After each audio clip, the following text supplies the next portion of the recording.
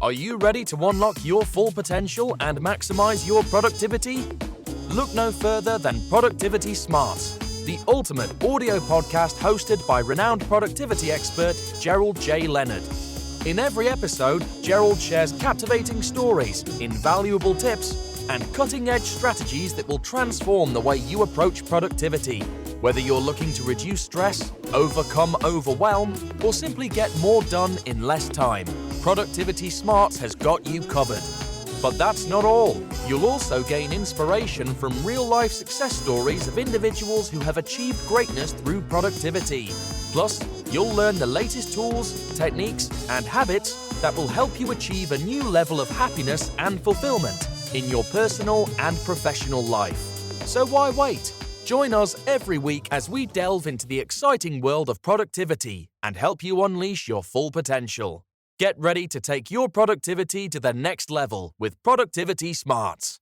As a productivity expert and host of the Productivity Smarts podcast, Gerald J. Leonard has been a proud supporter of Kiva since 2011. Kiva is a non-profit organization that helps entrepreneurs in third world countries access the capital they need to start or grow their businesses. By making a small loan through Kiva, you can help these entrepreneurs achieve their dreams, support their families, and contribute to their local economies. And with a repayment rate of over 96%, your loan can be re-lent to another entrepreneur once it's repaid, creating a ripple effect of positive change. So if you're looking for a meaningful way to make a difference in the world, consider making a loan through Kiva. With loans as small as $25, anyone can be a micro-lender and help change lives. Visit kiva.org to learn more and start lending today. So today I'm speaking to Doug Schmidt. He is a firm believer in the power of self-leadership. He advocates for personal discovery and the idea that obstacles can be powerful teachers. They form the foundation of Doug's approach to life and work, driving a passion for helping others unlock their potential. His belief in self-leadership will motivate and will inspire you on your journey of personal and professional growth. With an MBA in marketing and a Bachelor's of Science in finance, Doug brings a wealth of knowledge and experience of personal growth, business, sales, and marketing. Doug, how are you? Good. How you doing today? You can call me Doug. If I'm called Douglas, that's when I'm in trouble. So you can call me Doug. Well, I won't call you Douglas. I'll call you Doug. How's that? That's good. Good. I look forward to it. Well, Doug, let me ask you this. What is your favorite style of music? Well, my favorite would be R&B. I'm from Philly, so it'd be the sound of Philadelphia, but Jam on Huff. Philly sound, Jimmy Jam and all those guys. Oh, yeah. Guys in that area in Philly, Donald Robinson, Gerald Beasley, and that whole crew there. There's a lot of music happening in Philly. Yeah, Beasley could play a little bass there. He played with Grover Washington. He did. I actually go to his bass boot camp once a year, and that's how I met him, through meeting Donald and some of our colleagues with Steve Harrison and that whole team there. And they're wonderful people. And again, Philadelphia has so much rich music and some really cool studios as well, and really good music engineers. So that's why I go up and record my music as well. So let me ask you, what piece of music really inspires you? I would say with a positive message. Okay. His style. I would say Stevie Wonder. Okay. Would be a great one. Earth, Wind, and Fire. Yeah. Always had a great message. Yeah. There are the two. Diana Ross. Okay. Gotcha. So more old school positive messages. Some of the OJ's stuff. Gotcha. Or material. That's awesome. I'm old school.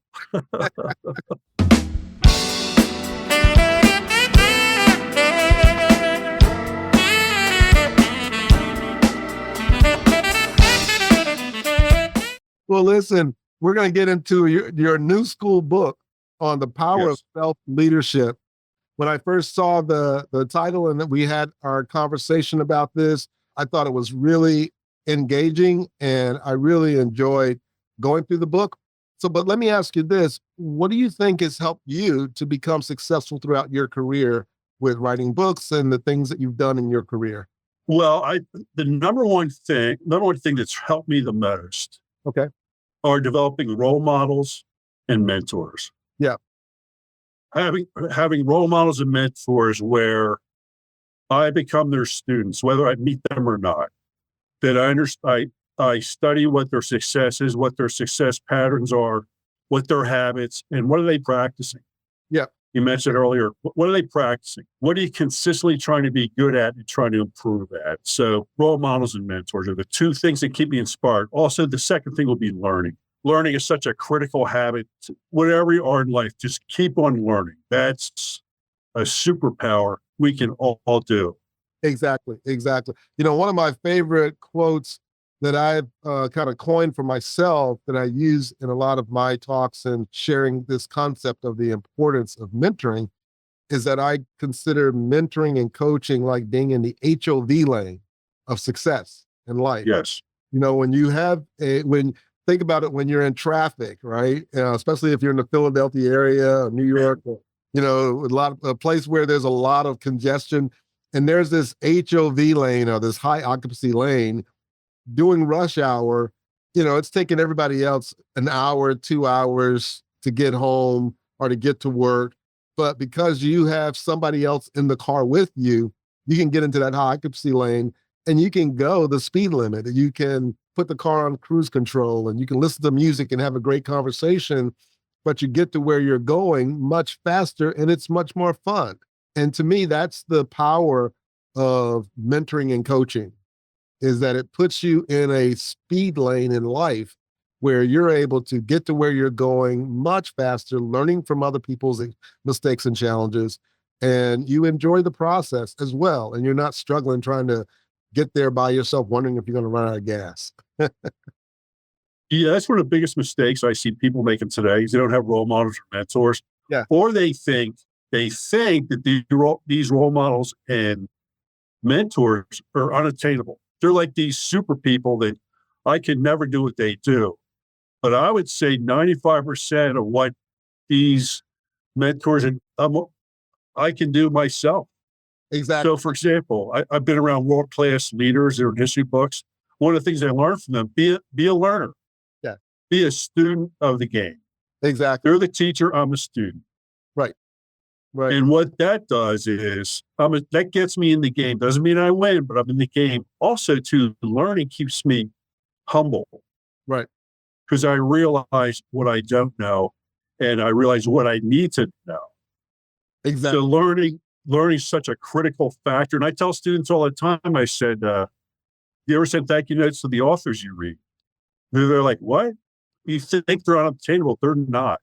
And that being a student, you have an advantage because most authors or successful people, they're teachers first.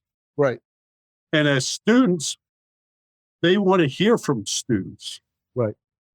That they're learning from them. Exactly. Exactly. And that's kind of like the myth that these people are unattainable, and they're just not. Exactly. Well, let's jump into the book because, again, the power of self-leadership. And I really like the subtitle as well. It's the path of unleashing your talents, strengths, and superpowers. And so, firstly, I want to ask you about this idea of self-leadership. How do you define self-leadership and why is it so critical to achieve peak performance? There's a chapter you have on discovering your superpower, talent, and learning. Well, I think the overall importance of self-leadership. If I can't lead myself, if I can't manage myself, I can't lead or manage other people. So let's start right there. Right. If I'm out of control emotionally, if I have poor habits, I'm a toxic person.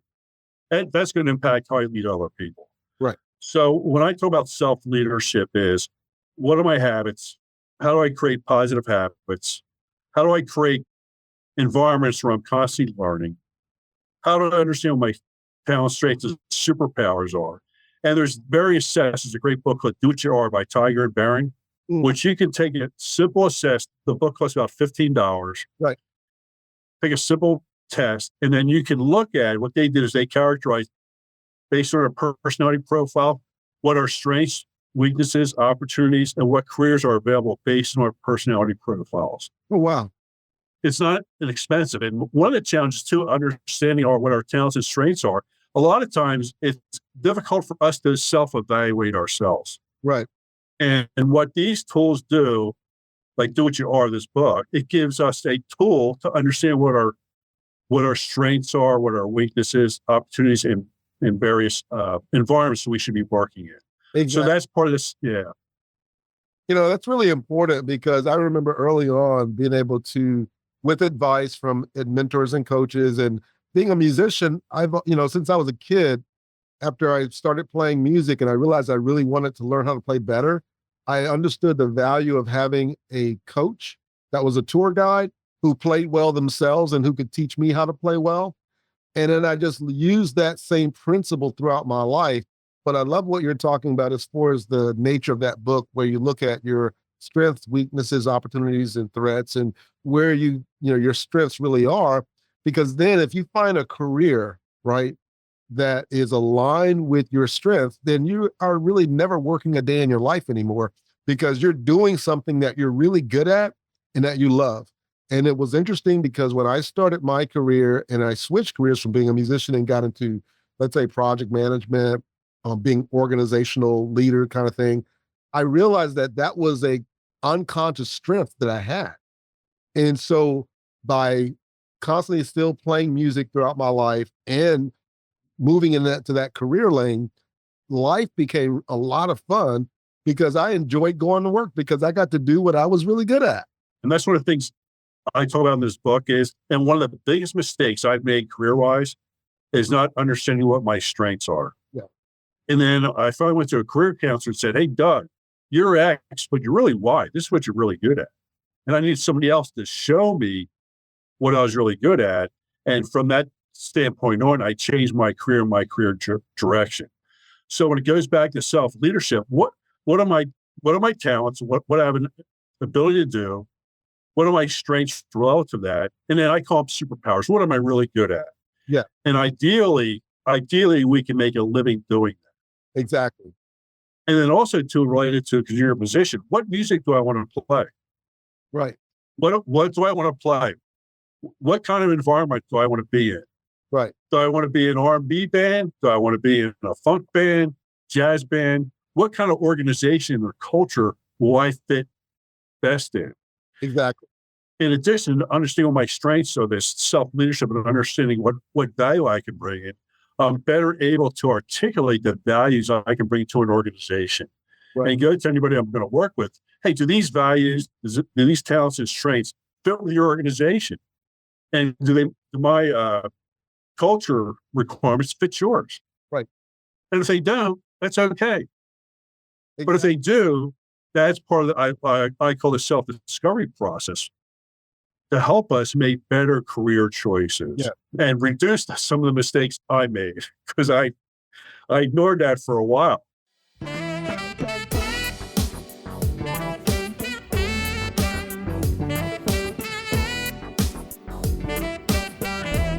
And I think the other thing too, and this kind of drives me to my second point or second question, is around mindset. Now, I know in the book you have a chapter on growth and grit mindset, right? Which is really important. So what specific mindset shifts have you found to be the most impactful for people struggling with productivity and really trying to grow themselves? And why is growth and grit so important? Growth and grit is important because to understand that we initially do something at first. We're not going to be good at that. We're just not. I know when I started writing my first book, this book here, my first content wasn't great. Not a friend of mine edited. He had the red pen out like Zora editing my book. But to understand that it's not going to be great at first, but understand that process, that's just part of the process. Right. That looking to improve is an important part of the process, and that working on a habitual basis to improve whatever we're trying to do, whether it's music, reading, writing, leadership, whatever, it's a process. It's not an event. Exactly. And that we're continually evolving and learning. And that's part of the game. Yeah. We're in. And Exactly. to understand that I might not be there right now, but if I keep working and have consistent habits, I can be where I want to be. That is amazing because it actually leads me into my third question. We're literally just going down this road and I have questions in front of me and you're just kind of, we're just, the conversations is getting into a flow here and I love it. And it's really around habits and also the habit of goal setting. So the question is, what are the top habits or daily practices that you've discovered in your research and in your book that you recommend for individuals looking to improve both their self-leadership skills and their overall productivity skills? A couple things. When we talk about goal setting is our top line of what we want to achieve. That's the top line. Beneath that are all the habits we develop to achieve our goals. And that what I recommend for people is if you have a big goal, like I had a big goal to write a book and I wasn't an author. Right. So what I did is I chunked my book down. First, I chunked it down into chapters, I had 12 chapters. Here's the content. Then within that content, here's sub-chapters, or here's headings. Within that, here's content. Another thing I did too is made it a habitual process where every day I had a workspace where I sat in that workspace, I was here to write a book. Right. Nothing else. I didn't have a TV.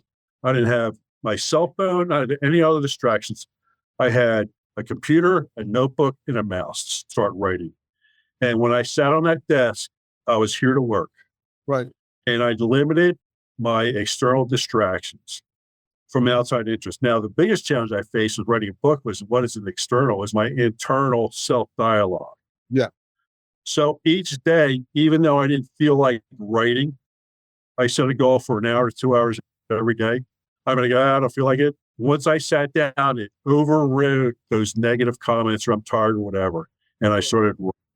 And what I recommend to people too is if you're overwhelmed, do something small. Yeah. It could take a minute or two, start there. Right. If you start there, you've started. Yeah. That's half the battle is starting, because, and we talked earlier about neuroscience is that anything really complex or difficult, our brain doesn't like that. The part of our brain that lights up is called the insular cortex.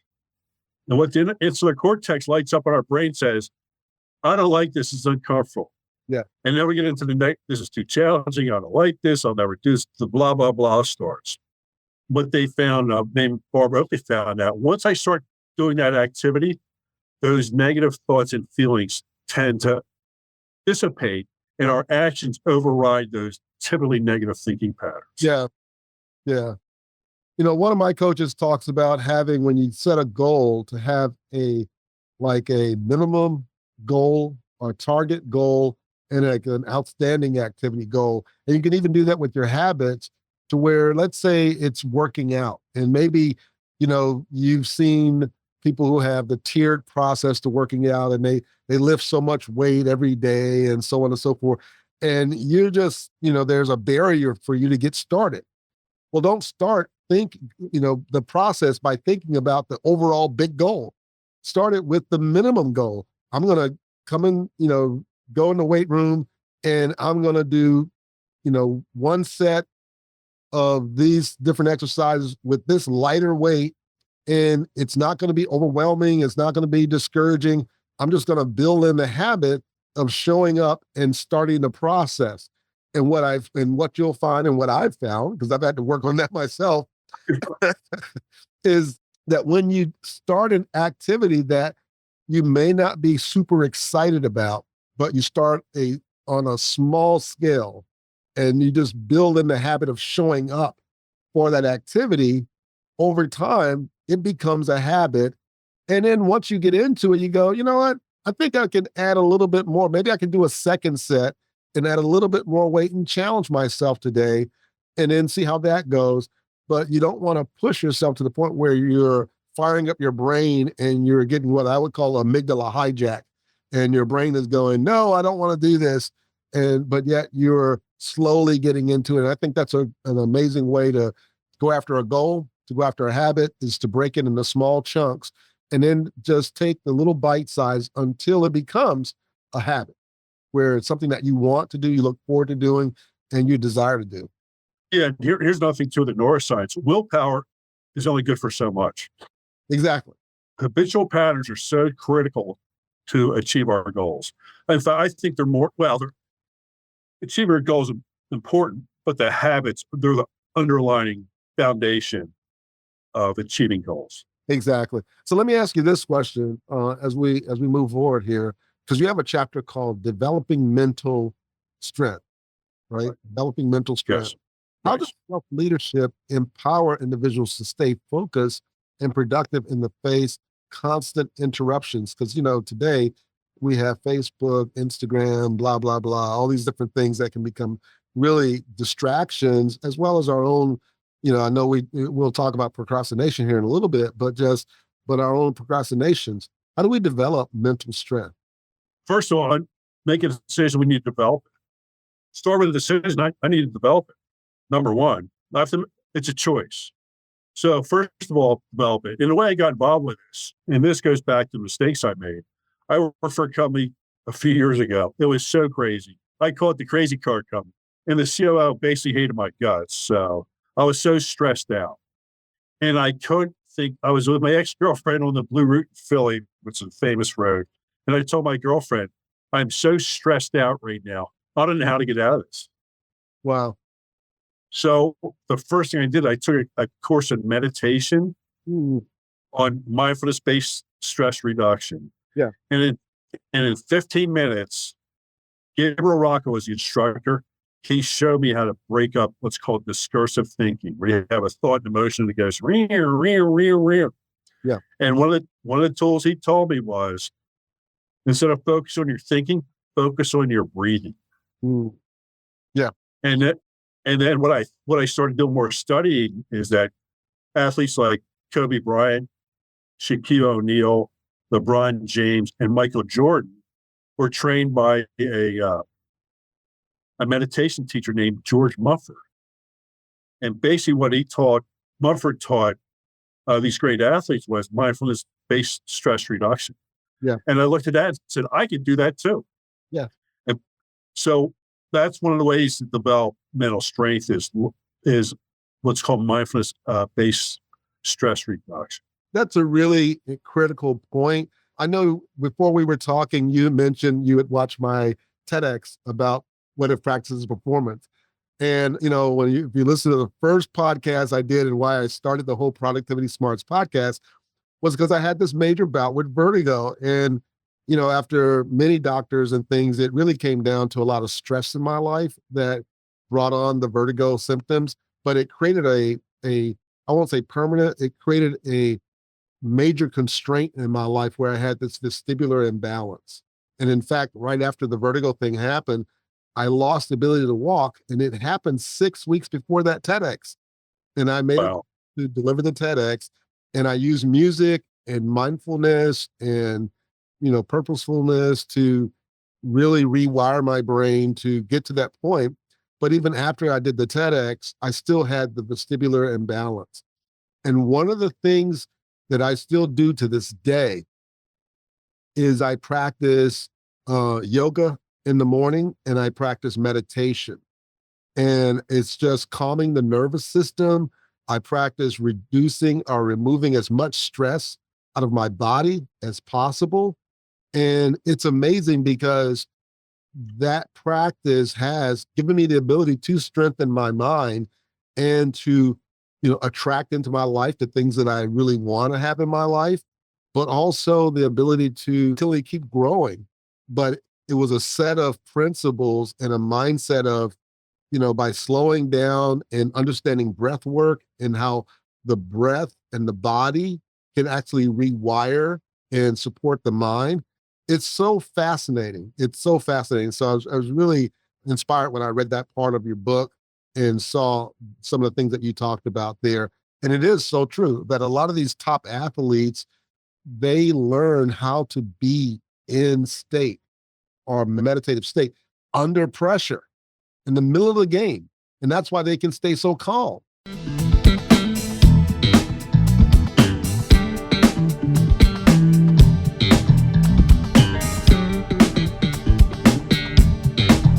If you look, A.J. Brown, the superstar wide receiver of the Eagles, Yes. was reading a book during the game. And this book he was reading was Inner Excellence. Yes. Think of that. There's an all-pro wide receiver. What's he working? He's working on his mind. Yes. In the middle of the game. In the middle of the game. Well, and what he's doing, because I can tell you right now, he gets a little emotional at times. So what that reading does is he's not into getting triggered. He's just focused on the material. That actually calms him down. Yeah. Now, he's still a superstar. He's done a lot of these athletes don't even think it when they're playing. They've done rehearsed so many different times. Yeah. But he's calming his mind down. And this goes back also to the meditation technique. There's actually neuroscience. A guy named Andrew Newberg out of Jefferson Medical did studies on people who pray and meditate. Yeah. And what he found, he did fMRI studies on people who pray and meditate. And what they found is it actually changes the structure of your brain. Wow. It increased the neuroplasticity. So there's science to that. In addition, Navy SEALs use these techniques. They use what's called box breathing. Yes. Yeah. Well, if you use box breathing, here's what that does. Here's the science of that. What that does impacts your parasympathetic nervous system. Yep. It's an automatic response where it reduces your heart rate and blood pressure. Yep. So here's professional athletes, and here's Navy SEALs using these breathing techniques. And here's the great insight of this from me. We can do that too. Exactly. We can do the same. We can do the same thing these great athletes, these great leaders do. And that's the point of my book. You might not be in history books, but you can improve your leadership skills, your mental strength, your grit and resilience. You can do that too. Exactly. And in the first chapter of my book is, you're the hero in the book. You're the hero. Let's make you the hero in your journey. Right. And versus depending on like these billionaires and gazillionaires, you be the hero. Right. Right. That's really fascinating. Really fascinating. So listen, I have two other areas I want to talk to you about. Sure. We conclude our conversation here. And I can talk to you all day because, I'm into stuff, right? Really, that's why I started the whole process in the podcast. And I love these conversations and meeting authors who have really done a lot of research and talk about these things. So thank you.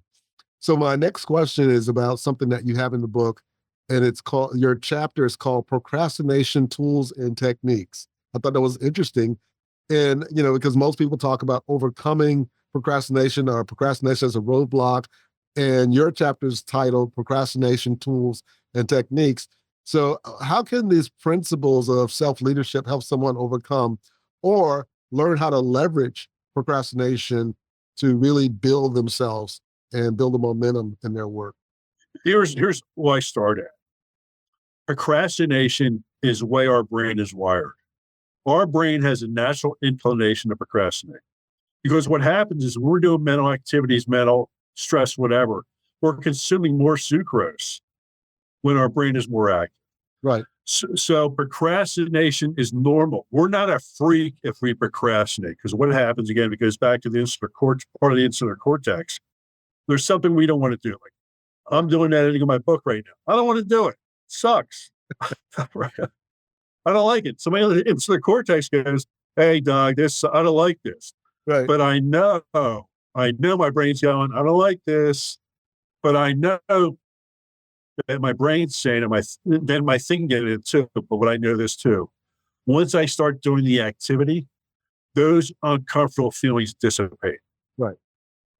So number one, understand that procrastination is normal. Our brains are wired to do that.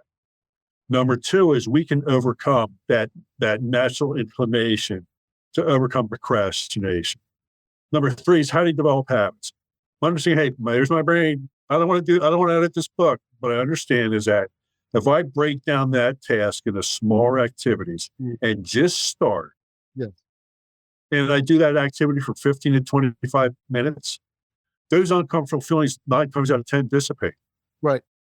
I'm no longer in this negative state. I'm into, I'm doing my work. I don't necessarily like it, but I'm doing, as you know, practice and base. There's some practices you don't like doing. But Yep. we know if we keep doing the practice and reduce those uncomfortable feelings, we have more inclination to doing the habits and overcoming procrastination. So Exactly. a couple things.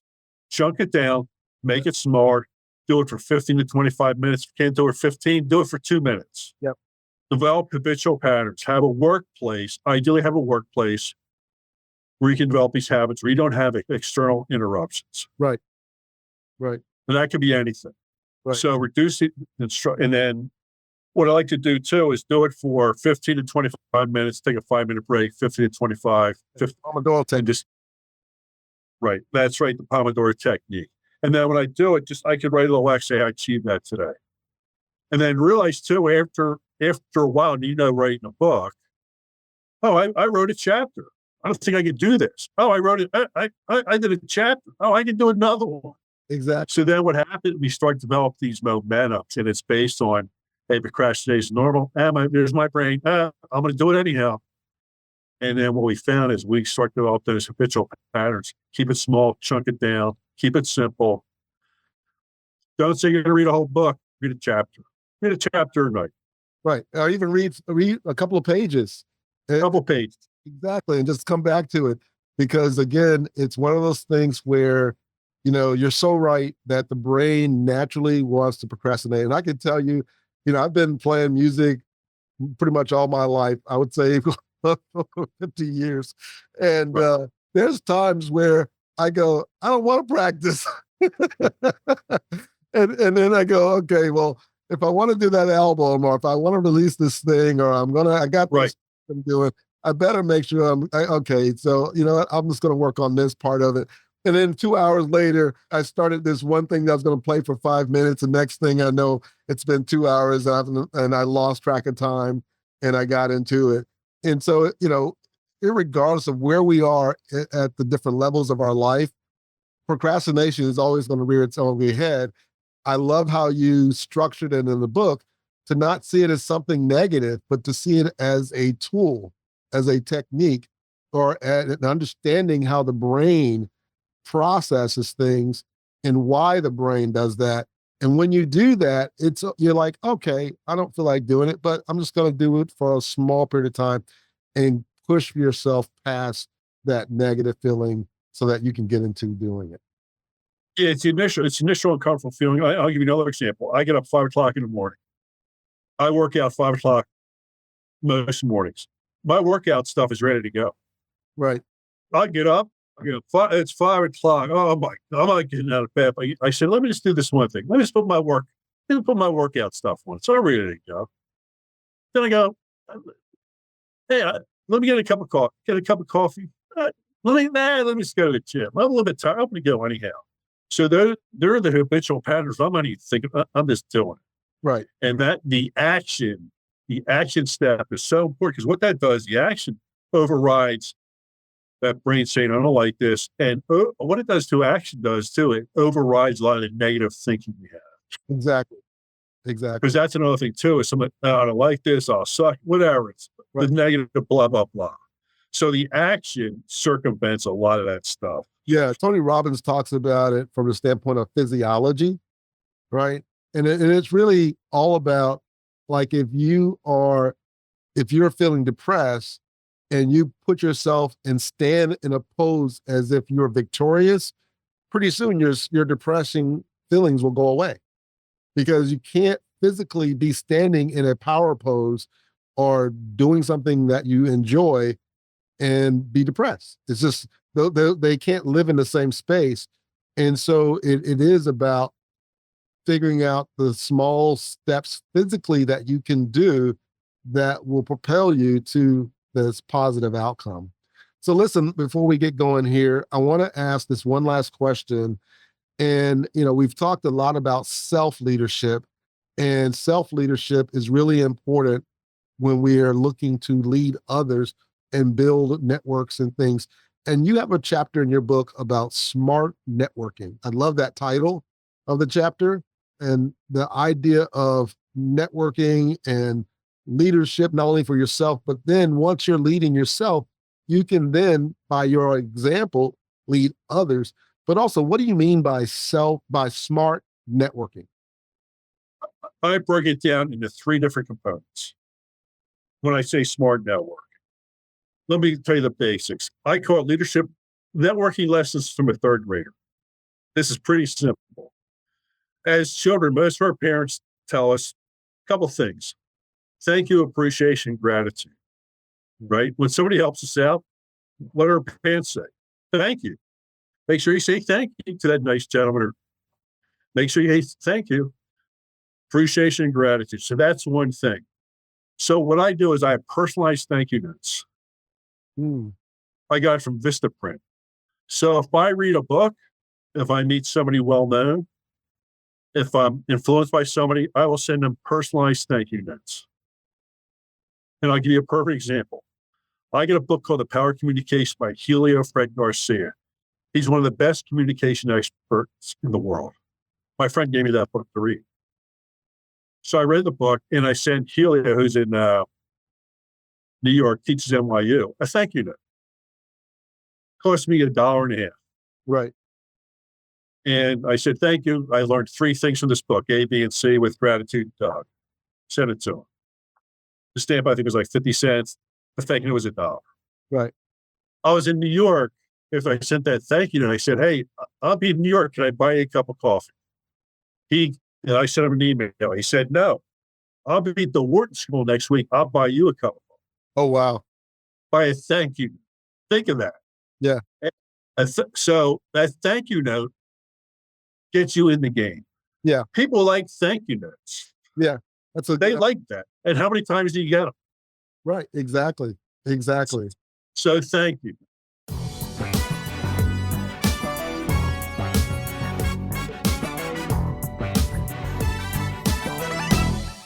That's a really smart idea. And it's right. When you're appreciation and gratitude. Yeah. Appreciation and gratitude. And especially with authors, because, a lot of times when you've written a book, a lot of people think, okay, well, that person's untouchable. You're just a regular, you kind of codified and put some things down on paper, but you're still a regular person that's living life. And, it means a lot when someone comes and says, hey, I read your book and I learned this or learned that. But it means so much more if someone sends you a, thank you note, even just a short postcard, right? Something along that line that you pick up and look at and you're like, wow, they took the time, they took a few minutes out of their life to write down what they learned. They said, thank you, appreciate it. This is what I got from it. This is who I am. And here, as you are, reaching out to this person in network, that's smart networking, because now they don't want to be seen as, hey, you're here to worship me or praise me.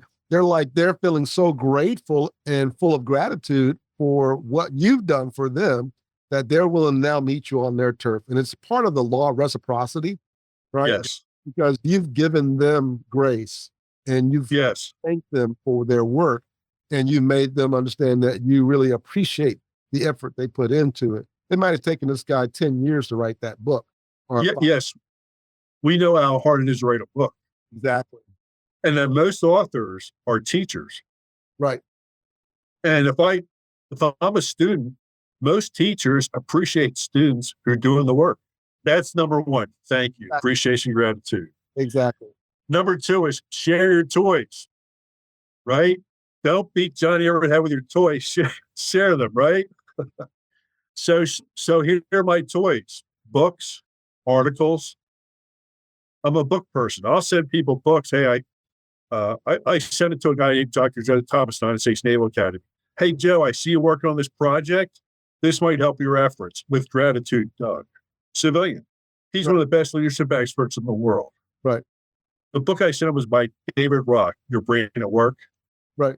Guess who's using that book at the Naval Academy right now? That book, that resource is used at the Naval Academy. Well, think of that. Yeah. Again, I'm a civilian. These are world-class leaders. Right. So I say share toys, information, content. Right. Something can help out somebody, whatever the mission they're trying to do. Exactly. That's number 2. Number 3 is introduce your friends, right? They teach us, hey, introduce your friends to each other, right? So what I'll do next is, with like Garcia, I connected him with a woman named Nancy Duarte, wrote a book called Resonate. Hey, you two authors might share books. You have something in common. What did that cost me? Right. It cost me a lot. So those 3 things are the fundamentals of what I do as far as networking. I'm not telling them how smart I am. I'm not doing selfies. Here's another selfie of me. I'm not doing any of that. What I'm doing is being grateful, sharing resources, and introducing people that can help each other out. Right. That's smart networking. Yeah, that's smart networking. It's just, that's a really good gem. I like that. That's a really, really good gem. So if you want to get better and really build a network, those are really 3 ideas to really put into practice. They're simple. They won't cost you a lot, and they can have a major impact because of the law of reciprocity. Because when people feel like you have given to them a gift of either listening to them or thanking them for their teaching and wisdom, they feel indebted to do something for you. And sometimes that could be meeting with you personally and sharing more wisdom, introducing you to someone, sharing you with an opportunity. And there's so many things along that line. Doug, I could spend probably another hour talking to you because there's so much that we have in common around this topic. And that's why I really loved your book, The Power of Self-Leadership. Definitely, if folks are listening, as you are looking for something to really help you grow and get to a deeper understanding, this is a great book. Doug, where can people learn more about you and find out about the things that you do? You can go to my website at www.douglaslschmidt.com. Again, www.douglaslschmidt.com. Or you can send me an email at doug@douglaslschmidt.com. And I'd love to hear from you. Excellent. Excellent. Well, Doug, I am so excited for this conversation. I know people are going to love it when they get a chance to just kind of sit in and listen. And I would definitely say a really good mic drop moment is to practice smart networking. So thank you for sharing your wisdom and your tips. Thank you so much. It's been a pleasure. Same here. If you're enjoying the content and finding it valuable, we would appreciate it if you could take a moment and leave us a review. Your feedback is important to us and helps us reach a wider audience. If you leave us a 5-star review, it would mean the world to us. Not only does it help us improve the podcast, but it also helps us attract more sponsors and grow our community. Thank you again for your support and for listening to the Productivity Smarts podcast. Thank you for tuning in to Productivity Smarts, where we help you achieve your goals and live your best life. We hope you've gained valuable insights and actionable strategies to boost your productivity and increase your happiness and fulfillment.